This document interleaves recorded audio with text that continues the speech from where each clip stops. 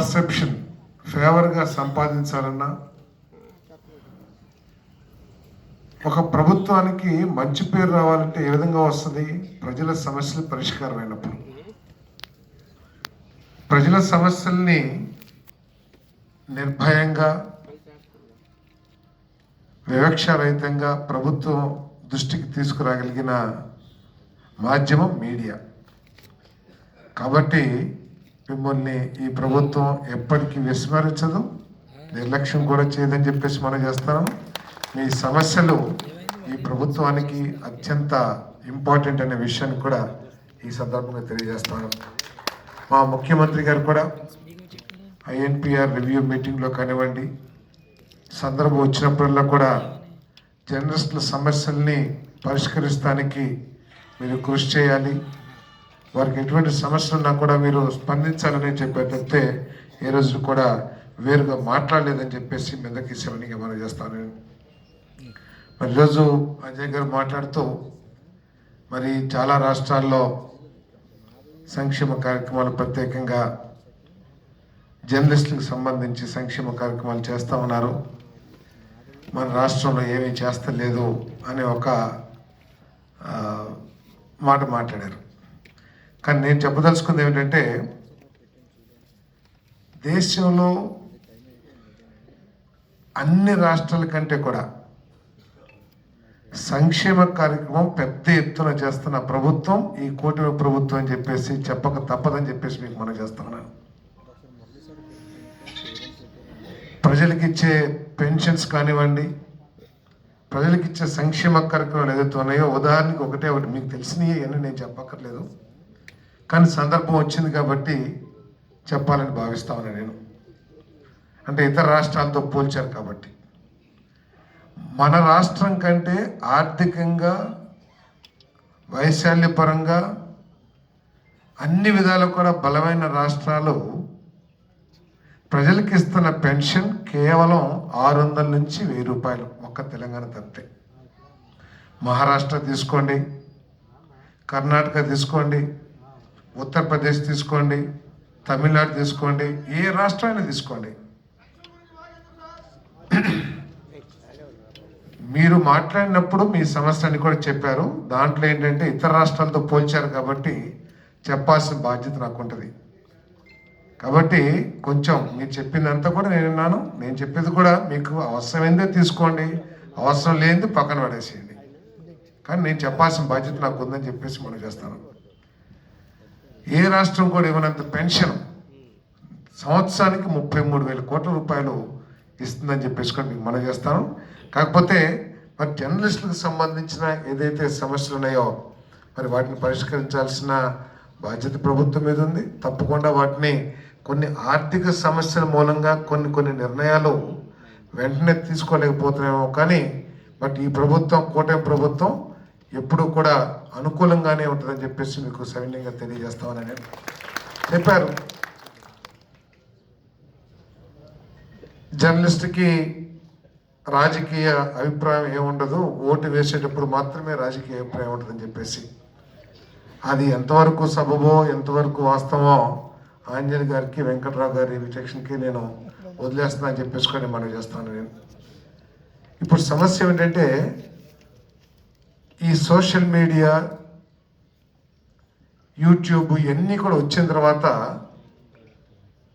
అబద్ధాలు ఎక్కువ అవటం మూలంగా ఈ జర్నలిజం మీద కూడా కొంత నెగిటివ్ ఒపీనియన్ అన్ని వర్గాల్లో కూడా వస్తుందని చెప్పేసి మీకు మనం చేస్తాను. నేను మీరు ప్రభుత్వాన్ని విమర్శించటం,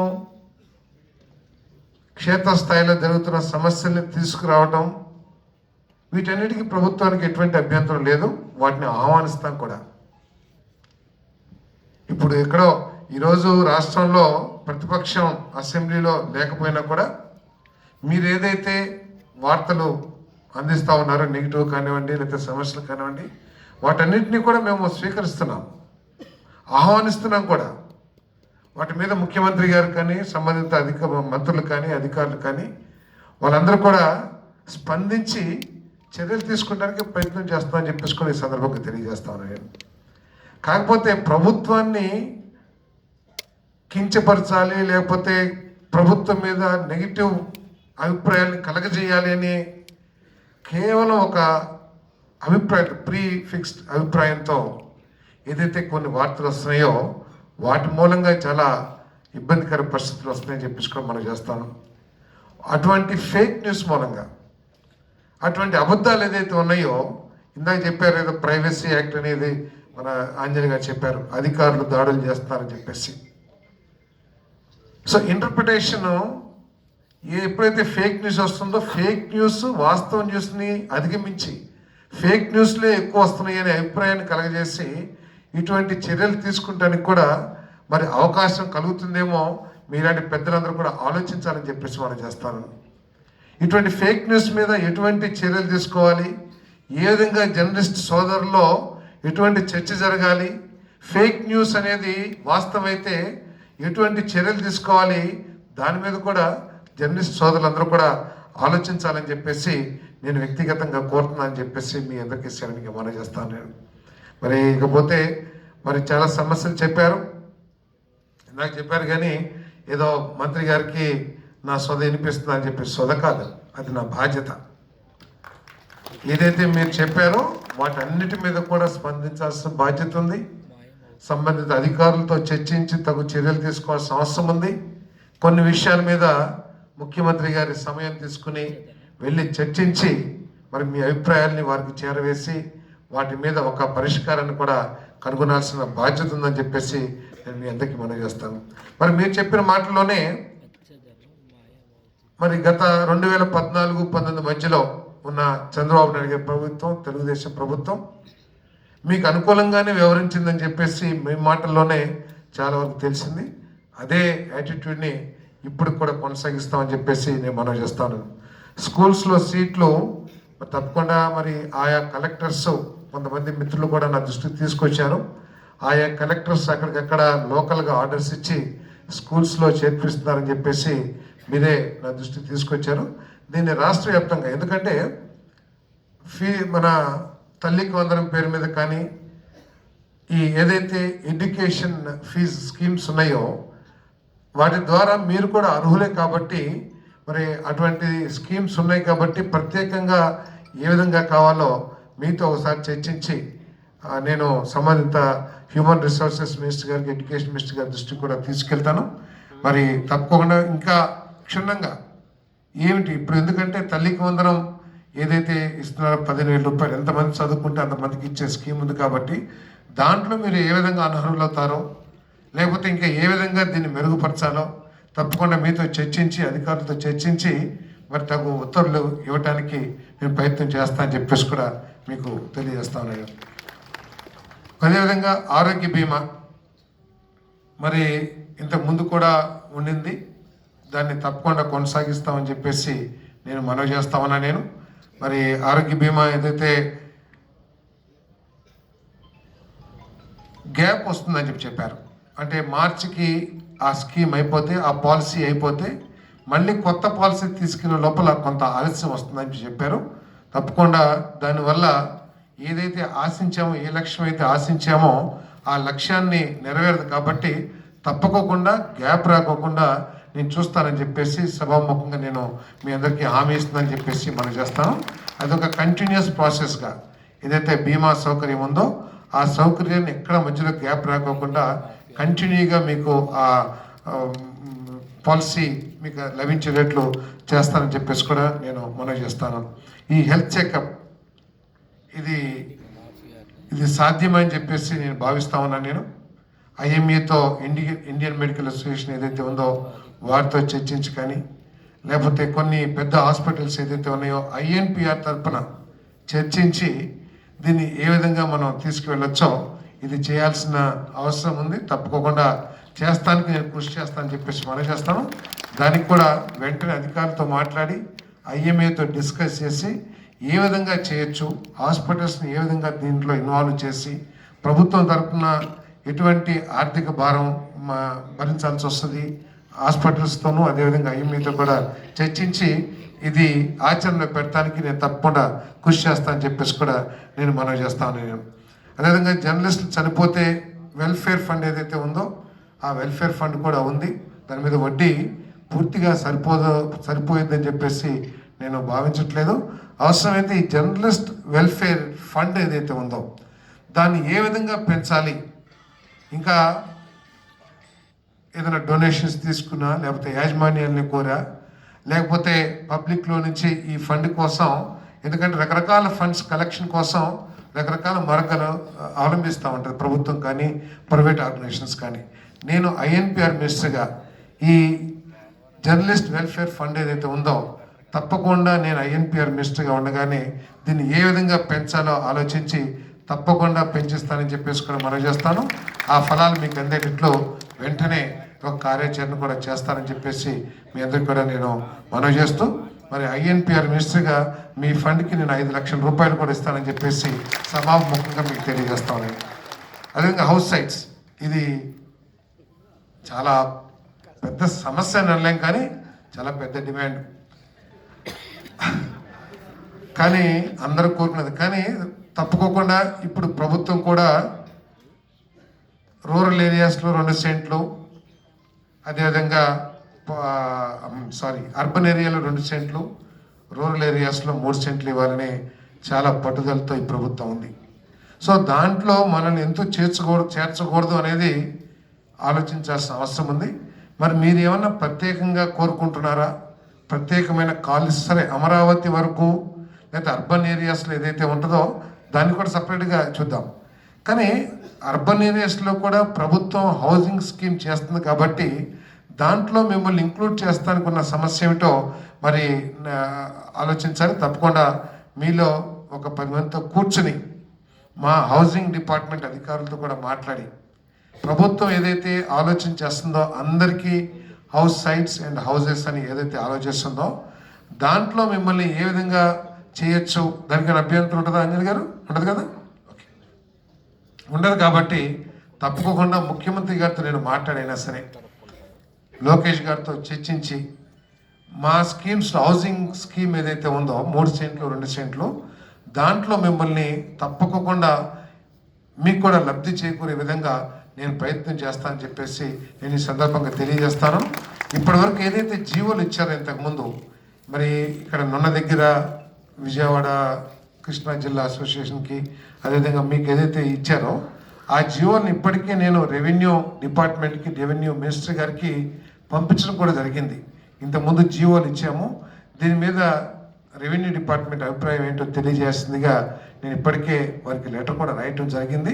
వారి అభిప్రాయాలు కూడా తెలుసుకుని తప్పకుండా ప్రభుత్వ ఆలోచన ఏదైతే ఉందో అందరికీ ఇళ్ళ స్థలాలు అనేది దాంట్లో ప్రత్యేకమైన దృష్టి జర్నలిస్టుల కోసం నేను పెట్టి, ఎందుకంటే ఐఎన్పిఆర్ మినిస్టర్, హౌసింగ్ మినిస్టర్ 2 శాఖలు నా దగ్గర ఉన్నాయి కాబట్టి మీకు ప్రత్యేకంగా జర్నలిస్టుల హౌస్ సమస్యలు తీర్చడానికి తప్పకుండా నేను ప్రయత్నం చేస్తానని చెప్పేసి మనం చేస్తాను.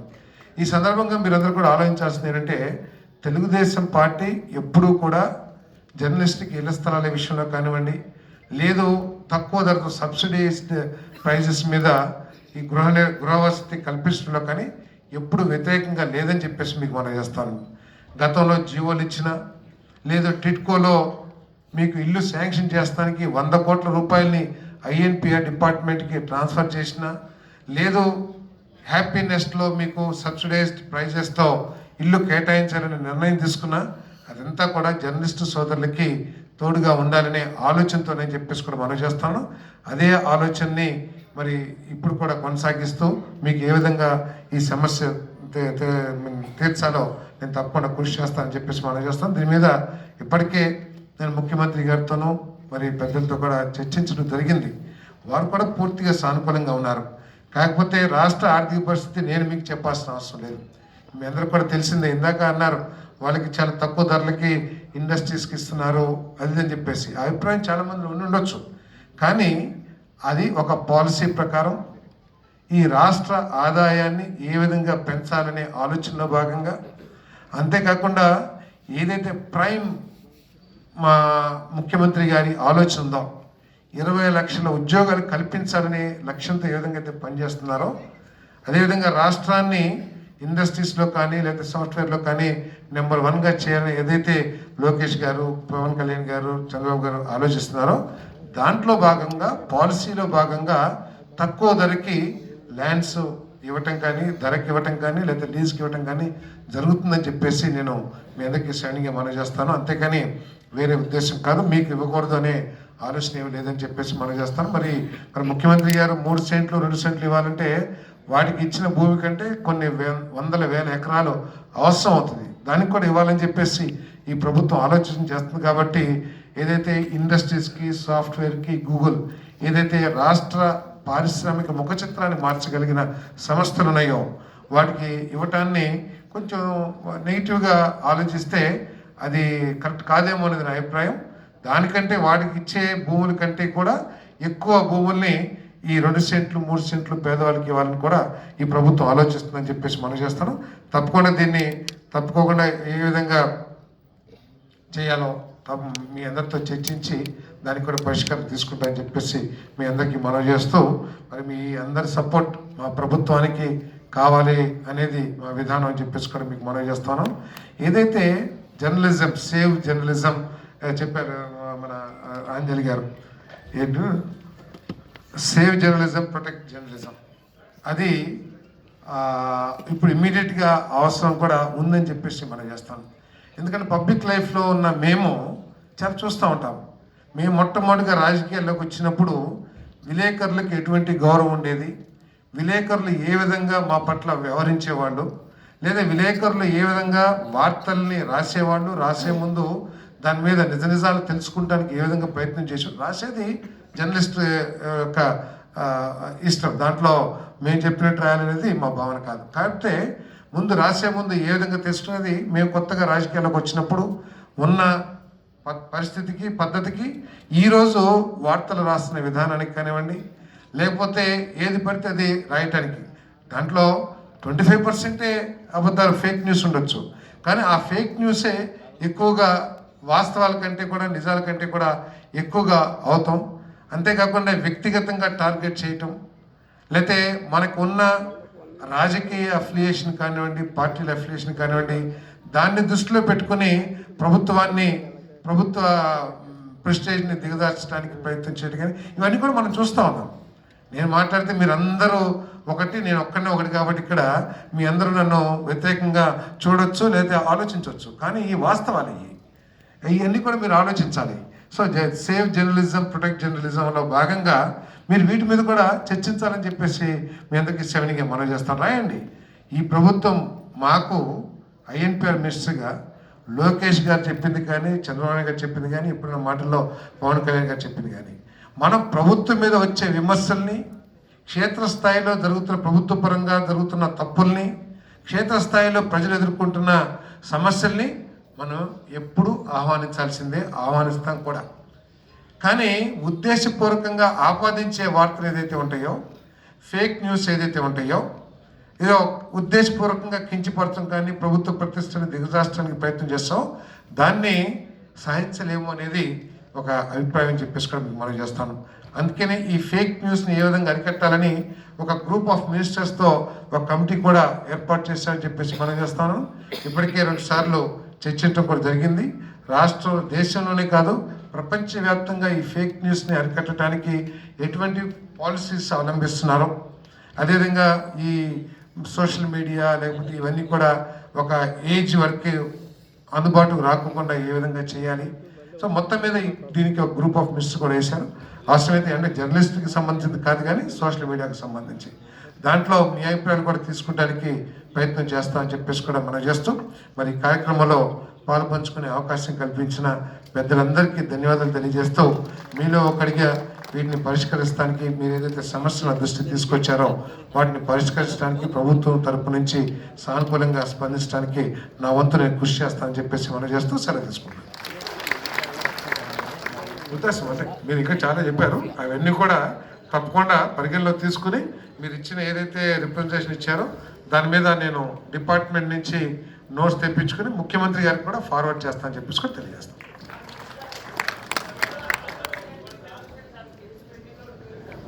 ఎక్కడ సార్ చాలా తప్పండి. ఎన్ని ఇబ్బందులున్నా లేకపోతే మైనస్లు ప్లస్లున్నా జర్నలిస్టుల మీద దాడి అనేది ఖండించాల్సిందే ప్రతి ఒక్కళ్ళు కూడా అనేది మా ప్రభుత్వం యొక్క వైఖరి. జర్నలిస్టుల సేఫ్టీ కోసం, రక్షణ కోసం ఎటువంటి చర్యలు తీసుకోవాల్సిన కూడా ఈ ప్రభుత్వం ఒక్క నిమిషం కూడా ఆలోచించదని చెప్పేసి కూడా మీకు మనం చేస్తాం. సార్ ఒకసారి